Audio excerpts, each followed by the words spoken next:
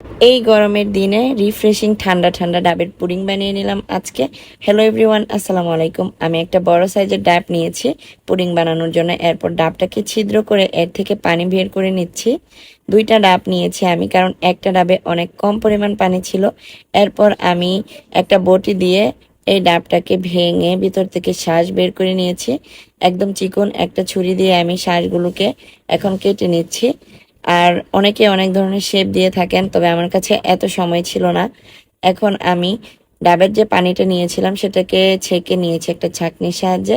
এরপর আমি এটার সাথে চিনি মিক্স করে দিয়েছি, খুব অল্প পরিমাণ চিনি দিয়েছি, কারণ ডাবের মেইন টেস্টটাই ভালো লাগে বেশি। তাই অল্প চিনি এবং আগার আগার পাউডার মিশিয়ে নিচ্ছি 2 চিপি পরিমাণ। এখন আমি ডাবটাকে জাল করেছি প্রায় 2 থেকে 3 মিনিট।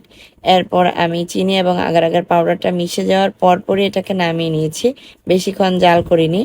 এখন দুইটা মোল্ডে এই পানিগুলো ঢেলে এর উপর ডাবের যে শাঁসগুলো রেখেছিলাম সেগুলো দিয়ে দিচ্ছি। একটা চামচের সাহায্যে এখন নেড়ে চেড়ে এটাকে সেট করে দিচ্ছি। এরপর আমি নর্মাল ফ্রিজে রেখে দেব 2 থেকে 2.5 ঘন্টার জন্য। এটা আধা ঘন্টা থেকে 40 মিনিট লাগে জমতে। তারপর আমি ঠান্ডা হওয়ার জন্য এটাকে 2 ঘন্টা রেখেছি।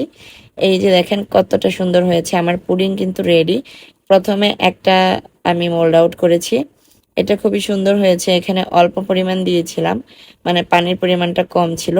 আমার ছোট বোনকে খাওয়াচ্ছিলাম, সে তো বলেছে খুব মজা হয়েছে।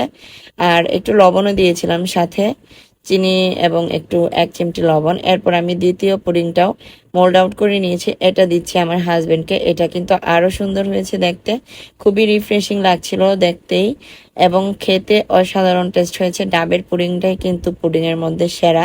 আমি যতগুলো পুডিং খেয়েছি সব থেকে বেশি মজা লাগে কিন্তু ডাবের পুডিং। আর বাসায় বানানোটাতে ডাবের শাঁসও বেশি থাকে, আর একদম শুধু ডাবের পানি দিয়েই করা হয়, কোনো এক্সট্রা পানি মিক্স করা হয় না। ছেলেকেও আমি আজকে একটুখানি পুডিং দিয়েছিলাম, তাকেও একটু টেস্ট করালাম। যাই হোক, সেও খুবই খুশি হয়েছে। আজকে এই পর্যন্তই, আল্লাহ হাফেজ।